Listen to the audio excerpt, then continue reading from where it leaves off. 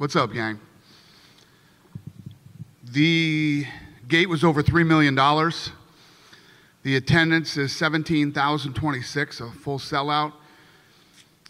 This is the highest grossing sporting event in Barclays history. At Madison Square Garden, we're number 1 and number 3. Here, we're number 1 and number 2.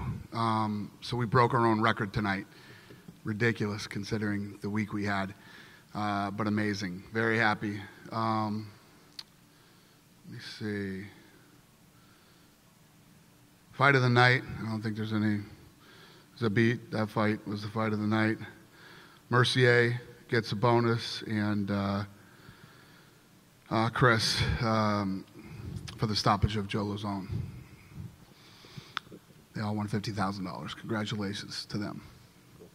Anybody have any questions? Go ahead. Yeah, Dana, I just want to get your thoughts on Khabib's performance tonight. I mean, obviously Al was gutsy as well, but I wanted to hear what you thought about Khabib and just the whole week. I mean, everything that he went through to be able to take, 3 different opponents in a week and all the melee and all that stuff and still turn in a performance like that. I think Khabib's performance was amazing. I honestly believe there's 3 guys in this company or in fighting that would have stayed and done and stayed in the fight. No doubt Conor McGregor, okay, Cowboy Cerrone, and Khabib. I mean, the stuff that this guy went through, physically, emotionally, mentally, this week, many people. I've been on the side where the guy who is the champ and is had a full camp won't take a guy who's coming off a short. No, I mean, it just doesn't happen. And what that guy's been through, and he came in and he fought. And much respect to Al too. He didn't show up for a paycheck. He came to win. He's a tough guy. And just to be clear for the record, the belt that Khabib has is the only belt, right? No Tony Ferguson, no Conor McGregor, no belts. Say that again? The belt that Khabib has is now the only beat. That's the only it. Belt That's the only belt.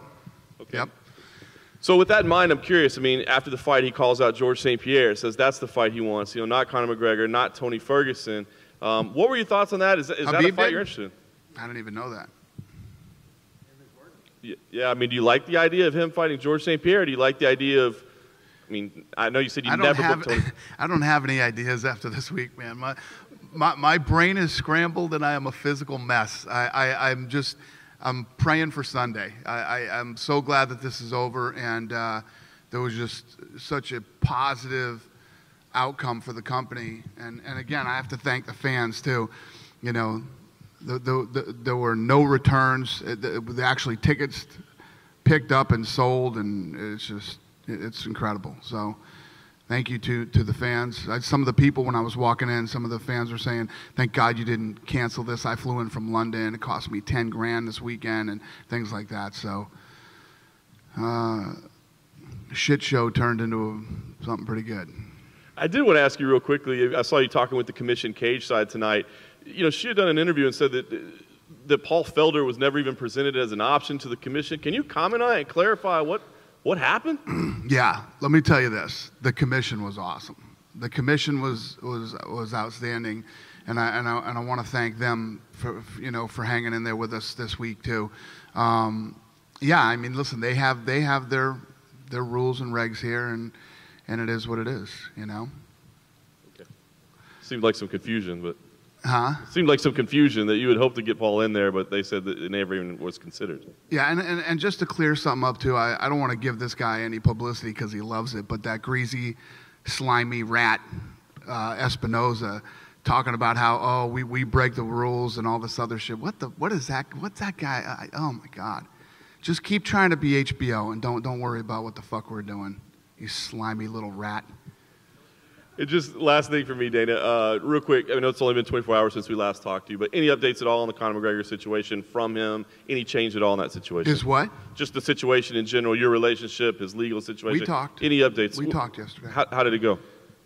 Yeah, it's good. I mean, I think that there's a mutual respect between us, and obviously this week, I had so many things thrown at me this week. To focus on the show was insane. We'll get back and we'll focus on Conor McGregor. Right now, Dana, you don't have any firm, plan of attack or of what you're going to do action-wise with Conor? No. No, no. You when you I mean you obviously had something in mind before he gets to New York. Were you looking at He didn't come to New York to do anything with me. He jumped on a plane with all those guys to come to New York for the Khabib thing. That's not true. He came to New York for Khabib. What were you thinking? He didn't come here to meet me. What were you thinking though, like date-wise, as to when he would fight again? I didn't even know Conor was here. There was like this thing at the press conference where a couple of guys at the press were like, they acted like they knew something, like he was coming here to meet, or he was coming here, you know? So no, I didn't know anything about him coming here. But did you have a date in mind for him? Like you wanted him to fight when? Yeah. Even before all this happened? September. We had talked about him fighting in September. Do you think that's still possible at all? I don't know. You can't ask me anything about Conor. I don't know anything about Conor. I haven't thought about it. There's nothing to think about this week except for this event. I think in every weight class you want the guy who's the champion to be to feel like he is the best fighter in the division. Did you feel that way at the end of the fight with Khabib tonight? Did I feel like yeah. I mean, Khabib's unbelievable. The fact that Khabib got through this week, stayed in the fight, went out and fought tonight. It's just, that guy, you know, he was just telling me, I haven't been home to see my kids since September. You know, he's telling me everything that he's been through to get to tonight. And then to get here this week, it's draining me. I'm drained, and I didn't do shit. I'm drained. You know, I couldn't imagine going through the week that I went through and then having to go fight. It's just, I can't imagine. Hi, Dana. Igor Lazarev from Los Angeles, Russia.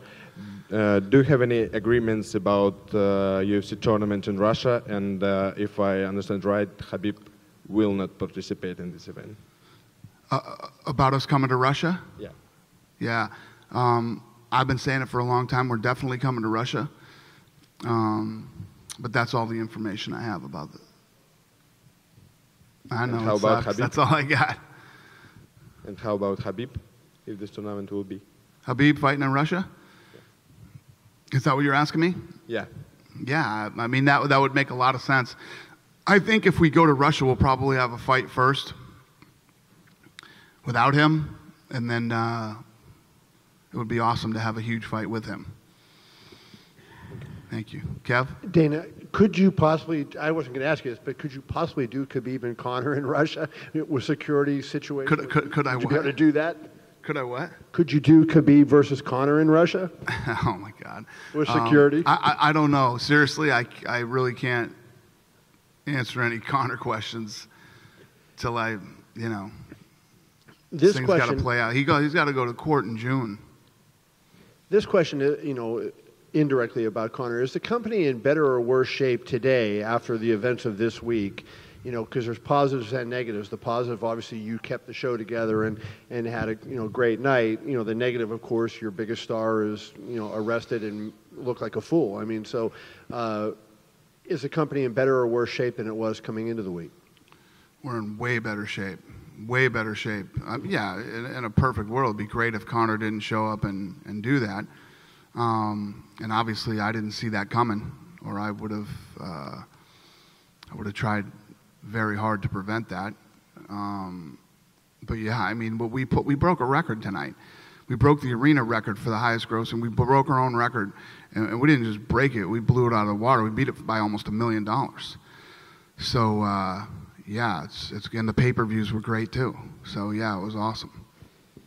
I mean, is there any tangential damage that comes with, the impressions that were created by what happened the other day? Because I know how hard you guys have worked to create a different image. Right. Well, what happened. We can't change that, unfortunately. But yeah, we just have to move. Listen, people say to me, oh, this looks so bad for the sport and everything else. I agree, it doesn't look good.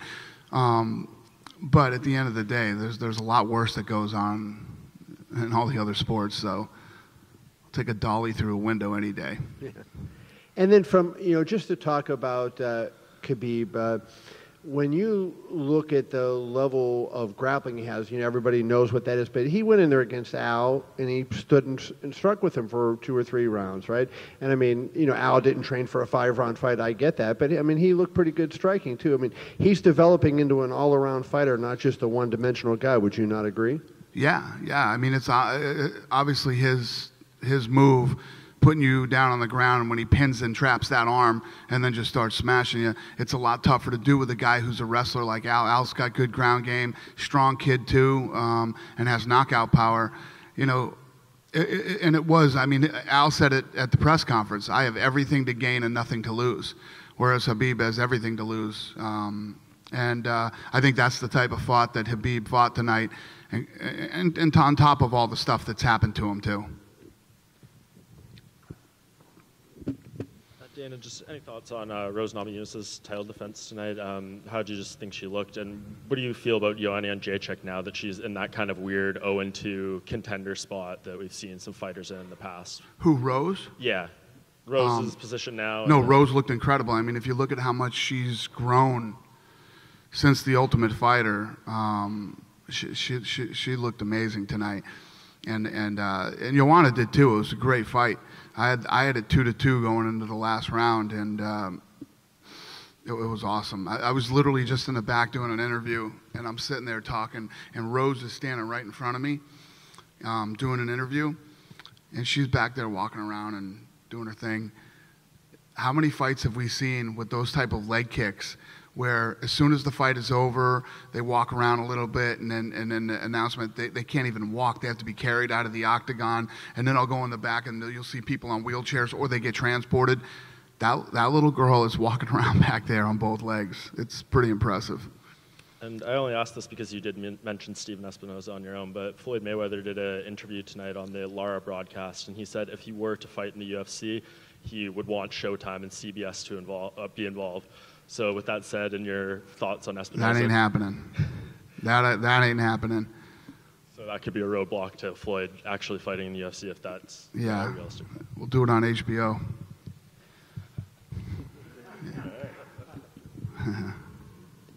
Dana, you've had a bit of a rocky relationship with Iaquinta over the last year or so. What do you make of him now?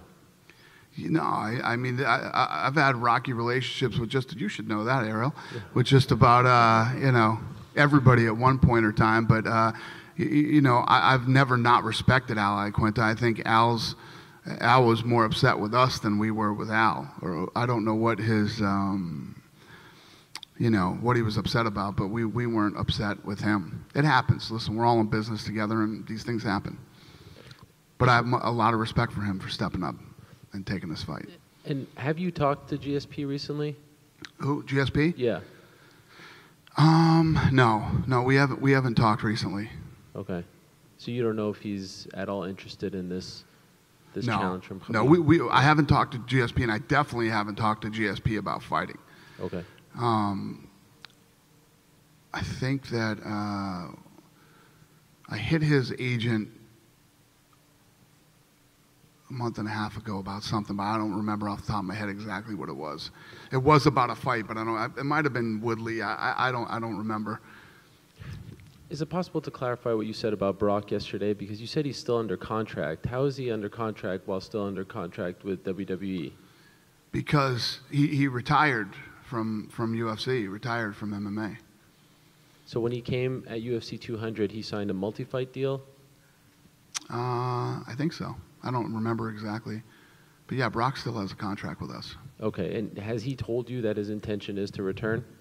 Has he told me what? That his intention is to return to UFC? He wants to come back. Yeah? So that picture you took, was that sort of when he told you that? Yeah. Okay. Are you going to WrestleMania tomorrow? Did what? Are you going to WrestleMania tomorrow? Yeah. Okay. For Brock or for Ronda? For Ronda. Okay. Yeah. And last one. I didn't even know Brock was in it till you just said that. Come on. Swear to God, I didn't know that. I think he's the main event. I've been a little busy. Sure. When do you expect to announce your TV plans for 2019 and beyond, the contract? When do I? You expect to announce your TV, the news of where you're going, like what's going on with the TV contract? I don't know. I guess when it's done. Is it close? I think so. Could you tell us with who? No. Yeah. Hi, Dan. You mentioned on Wednesday that this was a bit of an apology card because of the last one. I wouldn't say an apology card is needed because this was really good, but it was such a, as you said, shit show. What are we getting next time? Are we getting 5 title fights and Brock Fedor? What are we getting? Hey, I'll tell you what. You know, obviously we were bringing an incredible card here with this trip, but this card was good tonight. It was very good, and obviously I would have liked a different outcome on the main event for it to be Tony versus Khabib, but. We pulled it off, man. It was good fights. It was entertaining. The crowd was into it, and every time we come to New York, we're trying to bring our A game. So, what did you think of the crowd booing during some of the fights that maybe weren't deserved to be booed? It happens. We've been to places where that happens.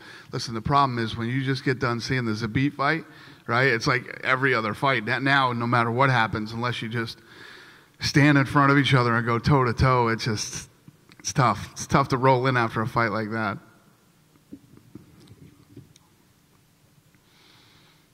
Go ahead, buddy.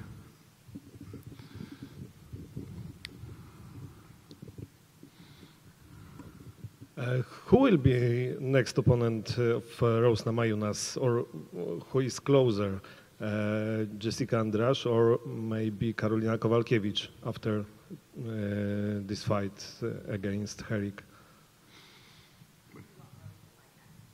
Oh, I don't know. I'm not sure, but you know, she looks great. She looks amazing, and I know Claudia has a fight coming up, and Carolina looked good tonight. I don't know. We'll see. I usually don't talk about what's next the night of the fight. But Carolina, what is your opinion about this fight, Carolina's fight? Yeah, she looked great. She looked great. It was a great fight, and Felice looked good too. I mean, that was a tight fight, and both those guys looked good. That was another good fight. Thank you guys. Appreciate it. Have a good night.